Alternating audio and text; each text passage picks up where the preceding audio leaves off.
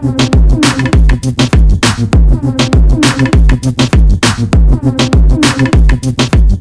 பார்த்தா இது விஜய் சாரோட பயோபிக் அப்படிங்கிறாங்க. இந்த சைடு பார்த்தா இல்ல ரஜினி சாரோட பயோபிக். யாரோடது இது? அதான் இப்போ நாங்கள் ஆக்சுவலாக நீ கேட்ட கேள்வி வந்து ஸ்டார் யாருன்ற கேள்வி கேட்டிங்களா. எனக்கு 6 வயசு இருக்கும்போது எங்கள் அப்பா என்னை இதே மாதிரி ஸ்கூல் ஃபேன்சி ட்ரெஸ் காம்படிஷனுக்கு மேக்கப் போட்டு என்னை கூட்டிகிட்டு போன அந்த மாதிரி இருக்கு. ஓகே, ஸோ அது மட்டும்தான் ரியல் லைஃப். பட் ஆரம்பத்தில் ஹரிஷ் கல்யாண் பண்ணுற மாதிரி இருந்தது. ஸோ அதுக்கப்புறம் எப்படி வந்தார்? உங்கள் மூலியமாக தான் வந்தார் அப்படின்ற மாதிரி. ஆமாம், இவர் மூலியமாக தான் வந்தார் ஆக்சுவலாக.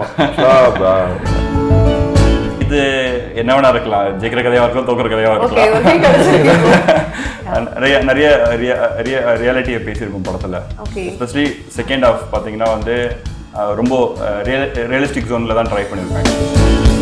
உண்மையிலேயே அப்பா நீங்கள் என்ன ஆகணும்னு நினைச்சார் சார்? நான் காலேஜ் முடிச்சோடனே எங்கள் அப்பாட்ட சொல்லிட்டேன், 1 இயர்ல நான் டைரக்டர் ஆயிடுவேன் அப்படின்னு சொன்னேன். பட் அது ஆக முடியல, லேட் ஆயிடுச்சு. பட் அந்த கான்ஃபிடன்ஸ் தான் என்ன ட்ரைவ் பண்ணிச்சுன்னு நான் சொல்கிறேன். பழைய யுவன் கெட்டதே கிடையாது. ஏன்னா எனக்கு புது யுவன், இப்போ இருக்கிற யுவன் பிடிக்கும், பழைய யுவன் பிடிக்கும், எப்பயுமே பிடிக்கும். ட்ரெய்லரில் வர அந்த பாம்பே ஷாட்ஸ் அவர் சொன்ன மாதிரி அந்த சைக்கிளில் ஓடிட்டு வருவாங்க.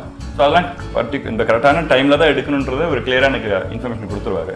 ஸோ என்னோட பிளானிங் வந்து அந்த டைமில் எடுக்கிறதுக்கு நான் பிளான் பண்ணி வச்சேன். ஃபர்ஸ்ட்டு நான் கதை நரேட் பண்ண ஹீரோ வந்து சிம்பு சார் தான். சார் ஓகே சார், இப்போ வந்து ஸ்டார்டிங்கில் ஹரிஷ் கல்யாண் சார் தான் படத்தில் பண்ண வேண்டியதாக இருந்தது. அதுக்கப்புறம் வந்து கவின் சார் பண்ணுறாரு. ஸோ அது ஹரிஷ் கல்யாண் விலகி கவின் உள்ளே வந்ததுக்கு என்ன ரீசன்ஸ்? அது வந்து அந்த விஷயத்தில் அந்த நேரத்தில் அவர் வந்து அடமெண்ட்டாக இருப்பார். ஸோ அந்த அடமெண்ட்டாக இருக்கிறது எவ்வளோ இம்பார்ட்டன்ட்றதை நான் நெக்ஸ்ட்டு வந்து தனுஷ் சார் கூட ஃபாலோ பண்ணிட்டு இருக்கீங்க. எப்போ சார் என்ன எதிர்பார்க்குறீங்க? நானும் வெயிட் பண்ணிட்டு இருக்கேன். ஹோப்ஃபுல்லி சூன் அது கண்டிப்பாக நான் சொன்னேன். தந்தி டிவி நேயர்களுக்கு வணக்கம். சமீபத்தில் ரிலீஸ் ஆன ஸ்டார் மூவி ட்ரெய்லர் ரொம்ப ஒரு இன்ஸ்பைரிங்காகவும் ரொம்ப ஒரு மோட்டிவேஷனாக இருந்தது. ஸோ இந்த படத்தோடைய டைரக்டர் எலன் அவர்களும் இந்த படத்தோடைய டிஓபி அவர்கள் எழில் அவர்களும் நம்ம கூட இருக்காங்க. பல விஷயங்களை கேட்டு தெரிஞ்சுக்கலாம். சார் வணக்கம், 2 பேரும் எப்படி இருக்கீங்க? சூப்பராக இருக்கு, நல்லா இருக்கு. நீங்கள் எப்படி இருக்கீங்க? சார் ஒவ்வொரு மூவி ட்ரெய்லர் பார்க்கும்போதும் ஒவ்வொரு தாட் தோணும் சார். ஒரு குட்டாகவும் இருக்கலாம், பேடாகவும் இருக்கலாம். ஆனால் இந்த மூவி ட்ரெய்லர் பார்க்கும்போது மனுஷன் ஜெயிச்சுட்டாரடா அப்படின்ற மாதிரி தான் இருந்துச்சு. ஸோ இந்த டைமில் நீங்கள் இந்த ட்ரெய்லர் கட் பண்ணும்போது என்ன சார் நினச்சிங்க? ஸோ ஒரு நார்மலாக நீங்களாம் பார்க்கும்போது நம்ம பார்த்துருக்கோம், நம்மளே எடுத்த படம் அப்படின்ற மாதிரி இருக்கும். ஒரு ஜென்ரல் ஆடியன்ஸ் இதை பார்க்கும்போது நீங்கள் அதை எப்படி ஃபீல் பண்ணீங்க? அது என்ன நினச்சிங்க நீங்கள்? ட்ரெய்லர் நிறைய ரியாக்ஷன் வீடியோஸ் வருது யூடியூப்பில் பார்த்தேன் நான். லைக் எல்லா லாங்குவேஜ்லேருந்துமே, மலையாளத்துலேருந்து, ஹிந்தியிலேருந்து, லாங்குவேஜே புரியாட்டியும் அந்த எமோஷன்ஸ் கனெக்ட் ஆயிடுச்சுன்னு சொல்கிறாங்க. ஸோ ரொம்ப ஹாப்பியாக இருக்குது அதை கேட்கும் போது ஆக்சுவலாக. Sir okay sir. So real ஸ்டார்னா யாரு? ஒரு பயோபிக் எடுத்திருக்கீங்களா அப்படின்னு நிறைய பேர் டவுட் வந்திருக்கு. ஸோ இது பயோபிக் தானா, இல்லை நீங்கள் நினைக்கிற ஸ்டாருங்கிறது யாரு? ஸ்டாருங்கிறது என்ன? நீங்கள் சொல்கிறீங்களா? இல்லை நீங்கள் சொல்லுங்கள். கல்லூரி படத்தில் நீங்கள் சொல்லுங்க. ரியல் ஸ்டார் யாரு அப்படின்னு நான் ஆன்சர் எனக்கு தெரியாது.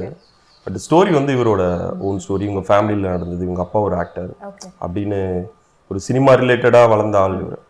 ஸோ அவரோட ரியல் லைஃப்பில் நடந்த விஷயங்கள்லாம் எடுத்து கலெக்ட் பண்ணி தான் ஒரு ப்ளஸ் இவருக்கு ஒரு ஆக்டர் ஆகணுன்ற ஒரு இது வேறு இருக்குது.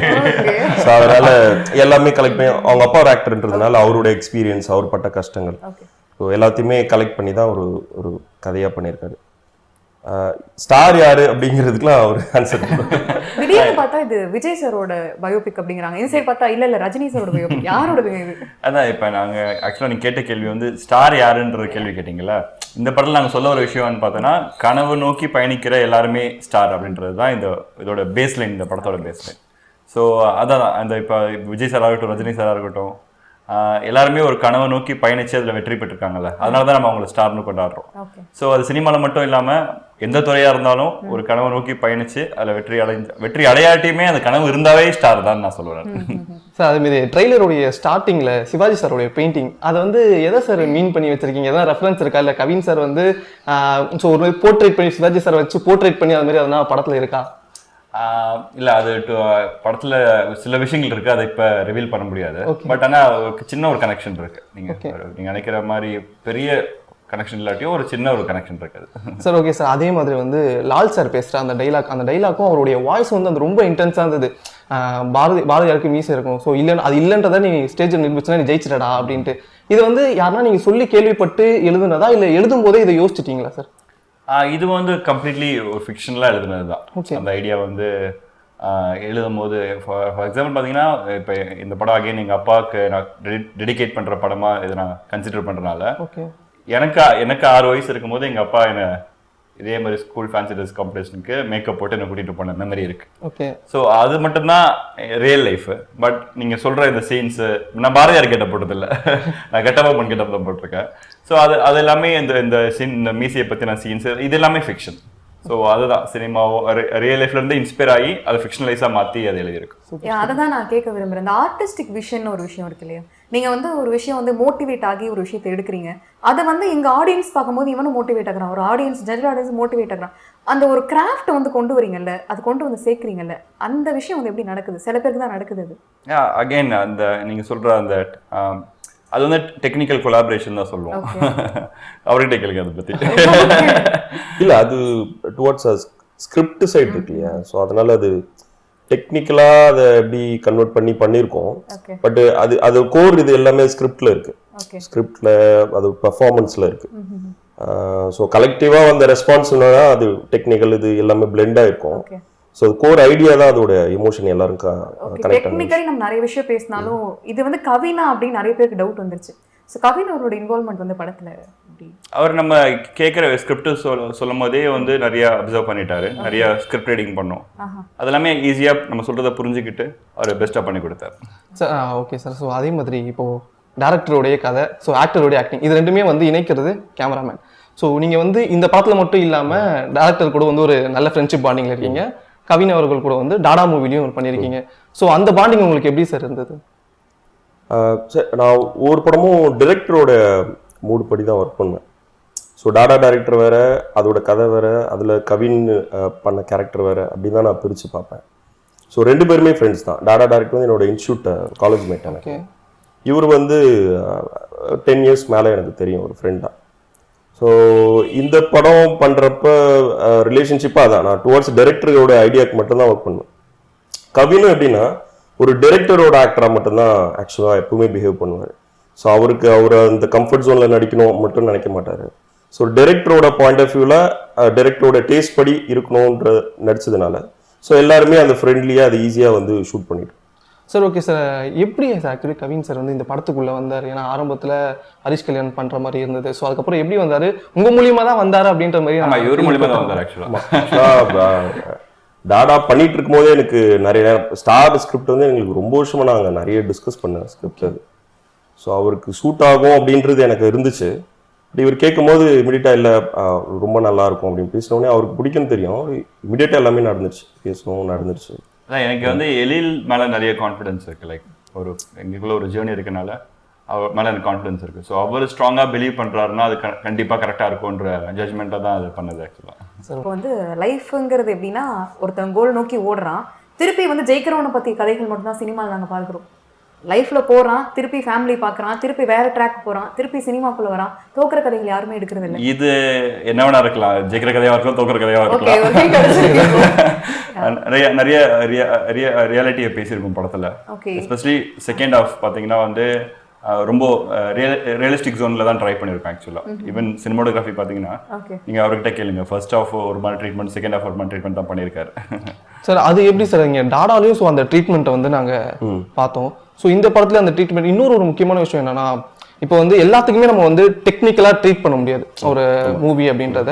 ஸோ இதில் வந்து இப்போ இது ட்ராமா மூவி, ஸோ இதுக்கு எந்த மாதிரியான ட்ரீட்மெண்ட் நீங்கள் பண்ணீங்க? அதான் ஃபஸ்ட்டு கால் வந்து இதில் டைரக்டரோட கால், இதுக்கு இதோட விஷுவல் எப்படி இருக்கணும் அப்படிங்கிறது. ஸோ நம்ம ஓனாக எடுக்கிறது இல்லை. ஸோ அவர் அந்த கால் எடுத்துட்டதுக்கப்புறம் அதுலேருந்து நம்ம டிவைட் ஆகி போகவே முடியாது. இன்னொன்று நமக்கே நியாயமாக தெரியும்ல இது இந்த மீட்டரில் தான் இருக்கணும் அப்படிங்கிறது. ஏன்னா நம்ம விஷுவலைஸ் பண்ணி பார்ப்போம், இதில் ஆக்டர் எப்படி பெர்ஃபார்ம் பண்ண போகிறாரு. எனக்கு கவின் ஆல்ரெடி தெரியும், அவர் எப்படி இருக்க போகிறாரு. கேஸ்டிங்லாம் வந்து பேரலாக டிசைட் ஆகிட்டே இருக்கும், லால் சார் வராரு. ஸோ நமக்கு ஒரு விஷன் இருக்கும் இல்லையா, டைரக்டரோட ஐடியாஸ் எல்லாம் சேர்த்து. ஸோ அப்படிதான் நம்ம ஓவர் டூ பண்ணக்கூடாது அப்படிங்கிற ஒரு மைண்ட் செட்டோட போனாலே நம்ம ஓகே தான், அது மேக்ஸிமம் அதை அச்சீவ் பண்ணிடலாம். சார் எக்ஸாம்பிள் மாரி அதெல்லாம் சொல்ல முடியும் சார்? இந்த இப்போ இது ஒரு எமோஷனான சீன் எடுக்கிறீங்க, இது டெக்னிக்கலாக இதை கொண்டு போனால் அந்த மூவியே கொலாப்ஸ் ஆகிற அளவுக்கு வந்து பெரிய இஷ்யூ நடக்கும்.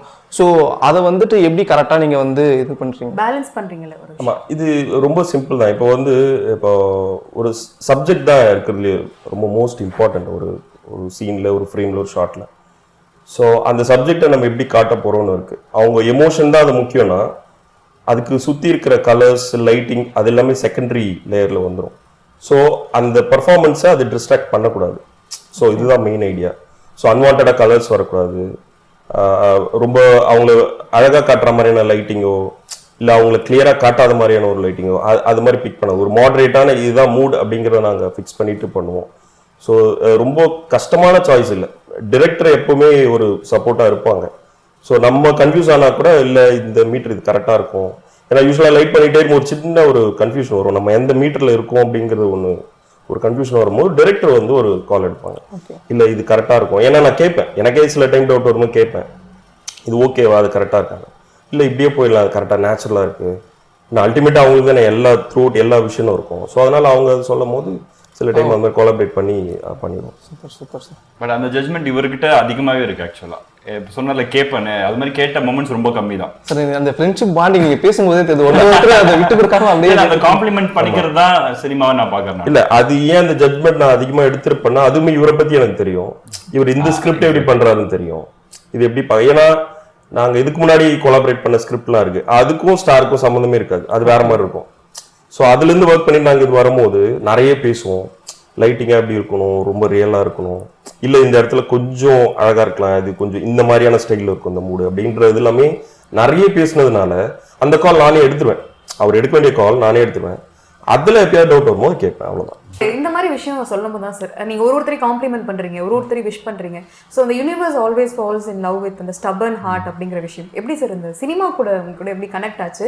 ஆனால் எப்படி அதை நீங்கள் உங்கள் லைஃப்பில் ப்ராக்டிக்கலாக அப்ளை பண்ணி இவ்வளோ தூரம் சினிமாவில் ட்ராவல் பண்ணுது? ஸோ இது வரைக்கும் எங்களுக்கு ஏழன் அவர்களை ஒரு பியார் பிரேம காதல் படம் கொடுத்தாரு, ஸ்டார் வந்து பெரிய அளவு ரீச் கொடுத்தாரு. ஆனால் ஏழன் அவர்கள் யாரு? அதே மாதிரி இந்த ஸ்டபர்ன் ஹார்ட் விஷயத்துக்கும் ஒரு பதில் சொல்லிட்டீங்க. லைக் அது என்னோட கோட் கிடையாது, ஜேஎம் ஸ்டாம்ன்ற ஒரு ரைட்டரோட கோட். அது அந்த கோட்டை நான் ரொம்ப பிலீவ் பண்ணுறேன். ஸோ மெயின் ரீசன் வந்து எங்கள் அப்பா தான். ஸோ எங்கள் அப்பா வந்து இத்தனை வருஷம் ஒரு ஸ்டபனாக இருந்து ஒரு ஆக்டராக இப்போ ஆயிருக்காருல்ல, அங்கேருந்து அதை இன்ஸ்பயர் ஆனேன் நான் ஆக்சுவலாக. அவர் வந்து அவரோட யூத்தில் ஆரம்பித்த ஜேர்னி அவரோட 55வது வயசுல தான் ஓரளவுக்கு நிறைவேறிச்சு. நினைச்ச அளவுக்கு நிறைவேறாட்டியும் ஓரளவுக்கு நிறைவேறதுக்கே அத்தனை வருடங்களா இருக்கு. அதுக்கு காரணம் வந்து அவரோட ஸ்டபன் ஹார்ட் மட்டும்தான். ஸோ அதுதான் என்னுடைய இந்த கதைக்கான இன்ஸ்பிரேஷனும் இந்த கோட்ஸ்க்கான இன்ஸ்பிரேஷனும்.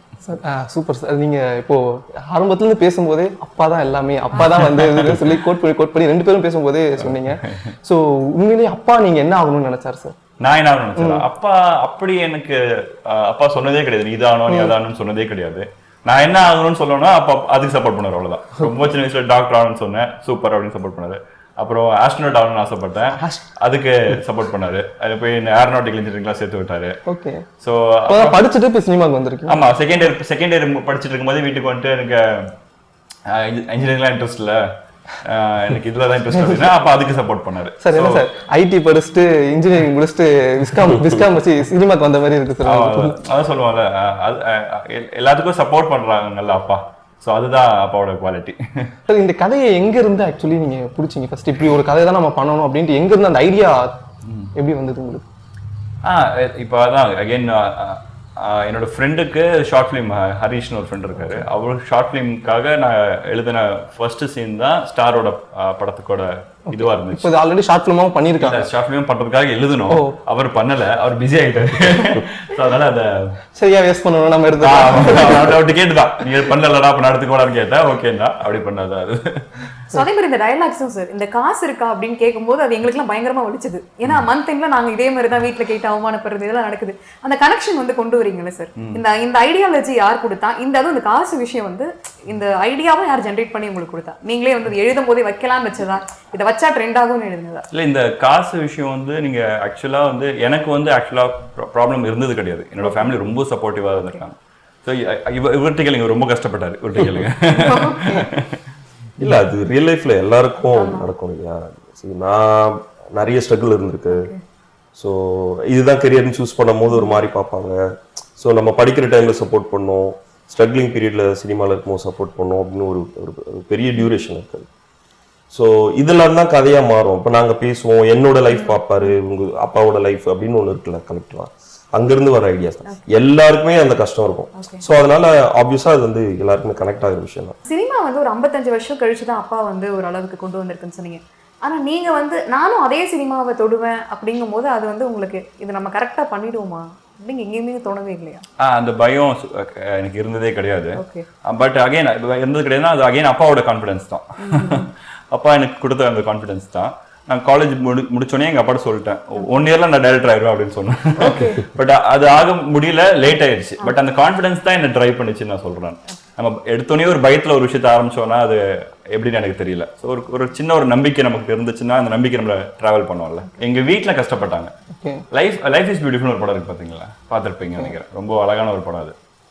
அதுல ஒரு வார் ஜோன்ல அப்பா இருப்பாரு, பையன் இருப்பான்.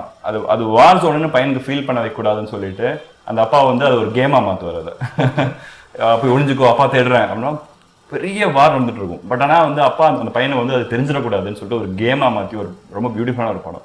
ஸோ அது அப்படிதான் என் லைஃப்பை நான் பார்க்குறேன். எங்கள் அப்பா அம்மா கஷ்டப்பட்டாங்க, ஆனால் அந்த அருமையை எனக்கு ஃபீல் பண்ண வைக்கலன்றதை நான் சொல்கிறேன் தரேன். பட் எனக்கு அதோட வேல்யூ என்னன்னு தெரியும், கஷ்டப்படுறதுலாம் என்னன்னு தெரியும், அப்பா அம்மாவை பார்த்து வரதுனால தெரியும். ஸோ அங்கேருந்து கற்றுக்கிட்ட விஷயங்கள் தான் சார். அதேமாதிரி சார் லைஃப்பில் வந்து இப்போது நம்ம ஒரு ஃபஸ்ட்டு ஸ்டெப் எடுத்து வைக்கும் போது, ஃபஸ்ட்டு சான்ஸ் கிடைக்கும் போது என்ன ஆகும்னா நிறைய அவமானங்களும் நிறைய விஷயங்களும் நம்ம கற்றுக்குவோம் அந்த இடத்துல இருந்து, ஓகேங்களா. ஆனால் அந்த செகண்டில் தான் நமக்கு எல்லாமே கிடைக்கும். அதே மாதிரி தான் லவ்லையும் ஃபர்ஸ்ட் லவ் என்ன தான் வந்து கொஞ்சம் அந்த பப்பி லவ்வா ஸோ அந்த மாதிரி இருந்தாலும் செகண்ட் லெவலில் தான் ரியாலிட்டி என்ன அப்படின்றது புரியும். ஸோ உங்களுக்கும் வந்து இது வந்து இந்த செகண்ட் மூவி, ஸோ இந்த செகண்ட் அப்படின்ற விஷயத்த நீங்கள் எப்படி பார்க்குறீங்க? அதுக்கு முன்னாடி ஃபர்ஸ்ட் லவ்வே சில பேருக்கு கடைசி வரைக்கும் சக்ஸஸ்ஃபுல்லாக ஹாப்பியாக இருந்திருக்கு. அதுக்கு எக்ஸாம்பிள் இவர் தான். பட் அதான் ரேர் கேஸ் ஆச்சு சார். உண்மைதானே? பட் ஆனால் ரேர் ஆச்சு சார் அது. சாரி, உங்க क्वेश्चन என்ன கேட்டீங்க? அந்த செகண்ட் அப்படின்றத நீங்க எப்படி பாக்குறீங்க? ஏன்னா second chance is always important for anybody. எல்லாருக்குமே ஒரு சான்ஸ், ரெண்டாவது சான்ஸ் கிடைக்கணும். அது கிடைக்கும் போது நம்ம அதை கிராப் பண்ணிக்கிறதுக்கு நம்ம ரெடியா இருக்கணும். ஸோ அகைன் என்னோட இந்த படத்தையும் நான் எனக்கு ஒரு செகண்ட் சான்ஸ் மாதிரியும் நான் ஃபர்ஸ்ட்ல இருந்து ஆரம்பிக்கிற மாதிரி தான் நான் ஃபீல் பண்றேன். இந்த சான்ஸை கூட நீங்க ரொம்ப அழகா கவின் வச்சு யூஸ் பண்ணிருக்கீங்க அப்படின்னு நினைக்கிறேன். அவரும் உங்களை வச்சு அழகா நல்லா யூஸ் பண்ணிருக்கேன். அந்த லேடி கெட்டப் எப்படி சார்? எங்களுக்கு நான் பார்த்தோன்னே உண்மையா ஏதோ பொண்ணு வந்திருக்குங்கிற அளவுக்கு நாங்க ஃபீல் ஆனோம். ஸோ எப்படி சார் அது கொண்டு வந்தீங்க? அது ஸ்கிரிப்ட்ல அந்த ஐடியா வந்துச்சு. நீங்க படமா பார்க்கும்போது அது அந்த சீன் ஏன் இருக்குன்னு தெரியும். அவர் எப்படி ரியாக்ட் பண்ணாரு? ஜஸ்ட் ஒரு வைரல்காக அது பண்ண சீனா இருக்காது. அது ஸ்டோரி டெல்லிங்ல ஒரு அழகான பிளேஸ்மெண்ட்ல ஒரு விஷயமா தான் அது வரும். அது ஆக்சுவலா ஸோ அகெயின் ஒரு ஆக்டரை பத்தின கதை, ஒரு ஆக்டர் ஆகணும்னு நினைக்கிறவன் பத்தின கதைனால அவனுக்கு எல்லா விதமான ஸ்கோப்பும் உள்ள ஒரு கதையா இருக்கும்ல. லைக் ஒரு லேடி கெட்டப் போடுறான், ஒரு என்ன சொல்றது, ஒரு நிறைய கெட்டப் வேரியேஷன்ஸ் இருக்கு. அந்த ட்ரைலரோட லாஸ்ட்ல ஒரு கெட்டப் இருக்கும். அந்த மாதிரி இந்த கெட்டப்ஸ்க்காக மட்டுமே நீங்க எதனா ட்ரையல்ஸ் எதனா பாத்தீங்களா சார்? எஸ் லுக் டெஸ்ட் எல்லாமே ப்ராப்பரா பண்ணிட்டு தான் பண்ணியிருக்கோம் அது. ஸோ அதான் இந்த ப்ராஜெக்ட் ஆல்மோஸ்ட் இயர் டைம் எடுத்துக்கிச்சு. ஸோ இந்த மாதிரி டெக்னிக்கல் ரீசன்ஸ்க்காக தான் டைம் எடுத்துக்கிச்சு. சார் யுவன் சார் கூட உங்களுக்கு அந்த பாண்டிங், யார் பிரேமா காதல், யுவன் சார் ஒரு நிறைய சாங்ஸ் போட்டு அது வந்து பெரிய அந்த சாங்ஸ் அது பெரிய ப்ரொமோஷன் மாதிரி இருந்தது அந்த படத்துக்கு. ஸோ ஆனா உங்க படங்கள்ல வந்து பார்க்கும்போது யுவன் சாரா எங்களை பழைய யுவன் சாரா பார்க்க முடியுதுன்ட்டு எங்களுக்கு ஃபீல் ஆகுது.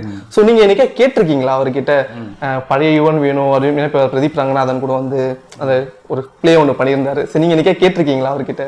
பழைய யுவன் கேட்டதே கிடையாது. ஏன்னா எனக்கு புது யுவன் இப்ப இருக்கிற யுவன் பிடிக்கும், பழையவன் பிடிக்கும், எப்பயுமே பிடிக்கும். ஸோ நான் அப்படி பிரிச்சு பார்த்ததே கிடையாது. ஏன்னா சார் கூட இருக்கும்போது தெரியும் அவர் வந்து மியூசிக் எப்படி லவ் பண்றாரு. அவர் என்னன்னா அவரோட மைண்ட் செட்ல இருந்து நம்ம எல்லாருமே யோசிச்சு வைப்போம், எதுக்கு பண்ணதே பண்ணணும் அப்படின்றதா இருக்கும்ல. ஸோ ஏதாவது எக்ஸ்பெரிமெண்ட் பண்ணிட்டே இருப்பாரு சார். ஆக்சுவலா அது எப்பயுமே எக்ஸ்பெரிமெண்ட் பண்ற ஆர்டிஸ்ட் வந்து சிலது ஒர்க் ஆகும், சிலது ஒர்க் அவுட் ஆகாது, அப்படிதான் இருக்கும் அது ஆக்சுவலா. ஸோ அதனால வந்து அவர் வந்து என்ஜாய் பண்ணி புதுசா பண்ணுன்ற மைண்ட் செட்ல தான் இருக்காரு சார். அதே மாதிரி இப்போ ஒரு சீனுக்காக ஒரு மொமெண்ட்காக வெயிட் பண்ணணும், ஒரு ஷார்ட் இது எடுக்கணும் அப்படின்ட்டு. ஸோ இதுக்கு முன்னாடி நீங்கள் பண்ண படங்களாக இருக்கட்டும், இப்போ ஸ்டார் மூவில கூட இருக்கட்டும், ஸோ இந்த மொமெண்ட்காக வெயிட் பண்ணி நான் இந்த ஷார்ட்டை எடுத்தேன், ஸோ இதுக்காக ரொம்ப எனக்கு டைம் எடுத்துச்சு அப்படின்ற மாதிரி எதனா இருக்கா சார்? நிறைய இருக்கு, பட் அது டீட்டெயிலாக எக்ஸ்பிளைன் பண்ண முடியாது. மும்பையில் ஷூட் பண்ணோம், அதெல்லாம் ரொம்ப பிளானிங் தேவைப்பட்டுச்சு. ஏன்னா அது பீரியட் பேஸில் இருக்கிறதுனால நீங்கள் வந்து மாடர்னாக இருக்க பில்டிங் அவாய்ட் பண்ணணும், வெஹிக்கிள்ஸ் அவாய்ட் பண்ணணும், இந்த மாதிரியான விஷயங்கள்லாம் இருக்குது. ஸோ அதுதான் ரொம்ப டஃப்பாக இருந்துச்சு. மற்றபடி டீட்டெயிலாக சொல்லணும்னா படம் வந்ததுக்கப்புறம் சொல்லலாம். பர்டிகுலராக இருக்குது, சில சீக்வன்ஸ்லாம் இருக்குது. ஃபார் எக்ஸாம்பிள் ட்ரெயிலர், நான் ஆல்ரெடி இன்னொரு இன்டர்வியூ சொல்லேன், ட்ரெயிலரில் வர அந்த பாம்பே ஷார்ட்ஸ் அவர் சொன்ன மாதிரி அந்த சைக்கிளில் ஓடிட்டு வருவாங்க. ஸோ அதெல்லாம் இந்த கரெக்டான டைமில் தான் எடுக்கணுன்றது ஒரு கிளியராக எனக்கு இன்ஃபர்மேஷன் கொடுத்துருவாரு. ஸோ என்னோட பிளானிங் வந்து அந்த டைமில் எடுக்கிறதுக்கு நான் பிளான் பண்ணி வச்சேன். என்னன்னா ஒரு ஸ்ட்ரீட் ஃபுல்லாகவே பார்த்தீங்கன்னா ரொம்ப பிஸியான ஸ்ட்ரீட். அந்த இந்தியா கேட் இருக்கு இல்லையா, ஸோ அது அவ்வளோ பிஸியாக இருக்கும். ஸோ அதை எந்த டைமில் ஷூட் பண்ணலாம் பார்த்தீங்கன்னா ஸ்ட்ரீட் லைட் இருக்கும், எல்இடி லைட்ஸ் இருக்கும், அது ஆஃப் ஆன பிறகு ஷூட் பண்ணுவோம். அது எத்தனை மணிக்கு ஆஃப் பண்ணுவாங்க, எந்த டைமில் கரெக்டாக பிளாக் பண்ணலாம். ஏன்னா ரொம்ப ஈஸியாக பிளாக் பண்ண முடியாது. ஒரு கொஞ்சம் வண்டி வந்துருச்சுனாலும் நம்ம ஷார்ட் வந்து வேஸ்ட் ஆகிடும். அந்த மாதிரிலாம் இருந்துச்சு. அது ரொம்ப ப்ரிசைஸாக பிளான் பண்ணி ஸோ அந்த மாதிரி ஷூட் பண்ணி ரொம்ப க்ரௌடடான பிளேசஸ்லாம் ஷூட் பண்ணோம். ஸோ இந்த மாதிரியான படங்கள், சின்ன பட்ஜெட் படங்கள் பண்ணும்போது அந்த ஒரு ரெஸ்ட்ரிக்ஷன், அந்த ஒரு பிரச்சனை இல்லாமல் அது கொஞ்சம் பிளான் பண்ணி பண்ணியிருக்கோம். ஃபார் எக்ஸாம்பிள் அது சொன்னார்ல அந்த எல்இடி லைட் மேட்ரு. இப்போ அஸ் ஃபில்ம் மேக்கராக நம்ம என்ன வச்சுப்போம், டைரக்டராக வந்து ஸ்டோரி சம்டைம்ஸ் ப்ரெஷர் அதிகமாக இருக்குது, லைக் எடுக்கணுன்ற டைமில் ஸ்டோரி டெல்லிங் இருந்தால் போதும், அந்த எல்இடி லைட் தான் இம்பார்ட்டண்ட்டாக அப்படின்னு நம்ம நினைப்போம்ல. அது வந்து அந்த விஷயத்தில் அந்த நேரத்தில் அவர் வந்து அடமெண்ட்டாக இருப்பார். ஸோ அந்த அடமெண்ட்டாக இருக்கிறது எவ்வளோ இம்பார்ட்டன்ட்றதை நான் அண்டர்ஸ்டாண்ட் பண்ணிட்டு நான் வந்து அவருக்கு காம்ப்ளிமெண்ட் பண்ணுவேன். ஸோ நானுமே சேர்ந்து அடமெண்ட்டாக இருப்பேன். ஸோ இந்த மாதிரி விஷயங்கள் சேரும் போது அது அவர் அது மாதிரி அழகாக வரும்னு நினைக்கிறேன். ஆக்சுவலாக அங்கதான் பிரச்சனை வரும். அது இருந்தா என்ன அப்படின்னு கேட்பாங்க, அது இப்படிதான் பண்ணுமா, இங்க எடுத்தா நல்லா வராதா அப்படின்னு. இது ப்ரொடக்ஷன் சைட்ல இருந்து இல்ல டைரக்டர் கூட மோஸ்ட்லி வரும். நிறைய இடத்துல அப்படிதான் பிரச்சனையா ஸ்டார்ட் ஆகும். ஏன்னா அவங்களுக்கு ஒரு மைண்ட்ல என்ன தோணும்னா, இந்த டைம்ல நான் இத்தனை ஷாட் எடுத்துருவேனே, இந்த ஒரு ஷாட்டுக்காக நான் இவ்வளவு நேரம் ஸ்பெண்ட் பண்ணுமா, இது வேஸ்ட் ஆகுது, நான் வேற ஏதாவது பிளான் பண்ணலாமா அப்படின்னா மல்டிபிளா ஓடிட்டே இருக்கும். அது தப்பு சொல்ல முடியாது. பட் அந்த மாதிரி சண்டை வரும்ன்றதுக்காக சொல்றேன். இவரு ஃப்ரெண்ட்ஸ் அப்படிங்கிறதுனால பிளைண்டா ட்ரஸ்ட் பண்ணுவாங்க. அந்த காலே நான் அதனால தான் எடுக்கிறேன், அவர் நம்புவாரு அப்படிங்கிறதுனால. படத்துல நடந்ததை பத்தி பேசணும் சார். படம் முடிச்ச உடனே நீங்க சிம்பு சார் கிட்ட போய் காட்டும்போது அது ஏன் சிம்பு சார் அப்படின்னு கொஸ்டின் இருக்கு உங்களுக்கும் அவருக்கு ஆல்ரெடி ஏதாவது? லைக் ஃபர்ஸ்ட் நான் நரேட் பண்ண கதை நரேட் பண்ண ஹீரோ வந்து சிம்பு சார் தான், ஒரு 5-7 இயர்ஸ் பிஃபோர். சார் எந்த கதைன்னு? அது ஐ மீன் என்கிட்ட இருக்க தான். ஸோ அப்போலேருந்து சாரும் நானும் ஒரு சின்ன ஒரு ரிலேஷன்ஷிப் இருக்கு. ஸோ அதில் அந்த ஒரு ஃப்ரெண்ட்ஷிப் மூலயமா தான் சார்கிட்ட அதை காமிக்க முடியுது. சார் என்ன சொன்னாங்க பார்த்துட்டு? ஸோ அவர் ரொம்ப பாராட்டினார் என்ன. ஆக்சுவலாக ரொம்ப அவர் பாராட்டும் போது ரொம்ப சந்தோஷமா இருந்துச்சு. லைக் கண்டிப்பாக படம் செமையாக வந்திருக்கு, ஏதோ ஷூட் போகிறாரு, இப்போ ரிலீஸ் டேட் அப்போ அவர் இருக்க மாட்டார், நான் எதுக்கு இருக்கணும், படம் கன்ஃபார்ம் ஆகிட்டு போங்க அப்படின்னு சொல்லி கான்ஃபிடண்டாக சொல்லி அனுப்பிச்சு விட்டேன். சார் இப்போ அதே மாதிரி இப்போ ஒரு மூவி அப்படி எடுக்கும்போது எமோஷ்னலாக ஆடியன்ஸ் பார்த்து அழுகிறது வேற சார், ஓகேங்களா? ஸோ இப்போ நீங்கள் படம் எடுத்துட்டு இருக்கும்போதோ, ஸோ நீங்கள் கேமரா பண்ணிட்டு இருக்கும் போதோ அந்த சீன் டைம்ல அந்த எமோஷன் உங்களுக்கு வெளியே வந்திருக்கா? நினைக்கிறேன் முதல்வன் படத்தில் அப்படியே வடிவேல் அப்படியே அது மாதிரி கேட்குறாங்க. இல்ல நிறைய நடந்திருக்கு, அது என்ன சீன் என்னெல்லாம் சொல்ல முடியாது. சார் சீன் செமையா. ஆமா ஆக்சுவலா நான் ஆல்ரெடி ஒரு இன்டர்வியூல சும்மா ஒரு இன்டர்வியூ மட்டும் கொடுத்துருக்கேன், ஒரு மொட்டை மாடி சீன் நல்லா இருக்கும் அப்படின்னு இருக்கேன், அவ்வளவுதான். அவ்வளவு கூட சொல்ல மாட்டாங்க. இல்ல பொதுவாவே வந்து லால் சார், கவின் இவங்கெல்லாம் நடிக்கும் போது இல்ல, நமக்கு யூஸ்வலா சில எரர்ஸ்லாம் இருக்கும். கரெக்டா அந்த டைம்ல ஷூட் பண்ண முடியாது, கம்ப்ளீட் ஆயிருக்காது சில விஷயம்லாம். இது என்னடா நம்ம நினைச்ச மாதிரி இது இல்லையே அப்படின்னு நினைப்போம். அவங்க வந்து அதை கம்ப்ளீட் பண்ணி கொடுத்துருவாங்க அந்த பெர்ஃபார்மன்ஸ். அந்த மாதிரி நிறைய மொமெண்ட்ல நடந்திருக்கு. கலக்கிட்டாங்க, மற்ற விஷயம்லாம் என்ன ஓகே பிரச்சனையே இல்லைன்னு போயிடும். அந்த மாதிரி நிறைய நடந்தது, எமோஷனல் விஷயம் நிறைய நடந்தது. லால் சார் வரும்போதெல்லாம் நாங்கள் 2 பேரும் எக்ஸைட் ஆயிரும், ரிலாக்ஸ் ஆயிரும். எவ்வளோ ஸ்ட்ரெஸ் இருந்தாலும் எவ்வளோ இருந்தாலும் அவங்க தான் ஜாலியாக இருக்கும். பர்ஃபார்மன்ஸை லைவா அதை விட்னஸ் பண்றதே சூப்பராக இருக்கும். அதை நான் வியூ பாயிண்ட்ல பார்த்துட்டு இருக்கும் போதுல பயங்கரமா இருக்கும். இந்த கேமரா ஷேக் ஆகுறது, வேற ஏதாவது ஒரு விஷயம் நடந்திருக்கும், அதெல்லாம் கண்டுக்கவே மாட்டோம். சார் ஓகே சார், இப்போ வந்து ஸ்டார்டிங்கில் ஹரிஷ் கல்யாண் சார் தான் படத்தில் பண்ண வேண்டியதாக இருந்தது, அதுக்கப்புறம் வந்து கவின் சார் பண்ணுறாரு. ஸோ அது ஹரிஷ் கல்யாண் விலகி கவின் உள்ளே வந்ததுக்கு என்ன ரீசன்ஸ்? ரீசன் வந்து ப்ராக்டிக்கல் ரீசன்ஸ் தான். அது எங்கள் எல்லாருக்குமே அது கிளாரிட்டி இருக்குது. ஸோ யாருக்குமே எந்த மனஸ்தாபமும் கிடையாது ஆக்சுவலாக. ஸோ மனஸ்தாபத்துன்னு கேட்கல சார், எதனால் அப்படின்றது நமக்கு அது ஜஸ்ட் ப்ராக்டிக்கல் ரீசன்ஸ் தான், வேறு எதுவுமே கிடையாது. ஓகே சார், நெக்ஸ்ட் வந்து தனுஷ் சார் கூட ஃபாலோ பண்ணிட்டு இருக்கீங்க அப்படின்னு சார், எப்போ சார் என்ன எதிர்பார்க்கலாம்? நானும் வெயிட் பண்ணிட்டு இருக்கேன். ஹோப்ஃபுல்லி சூன் அது கண்டிப்பாக நடக்கும்னு எதிர்பார்க்குறேன். வேற ப்ராஜெக்ட்ஸ் என்னென்ன போயிட்டு இருக்கா சார்? 2-3 ப்ராஜெக்ட்ஸ் பேசிட்டு இருக்கேன். பட் நான் தான் like I take my own time. So இது ரிலீஸ் ஆகட்டும், இதோட ரெஸ்பான்ஸ் பார்த்து எனக்கு ஒரு லேர்னிங் கிடைக்கட்டும், அதுக்கப்புறம் அடுத்தது போகலான்னு இருக்கேன். Okay sir, thank you so much. Thank you. செய்திகளை உடனுக்குடன் தெரிந்து கொள்ள உடனே சப்ஸ்கிரைப் பண்ணுங்க.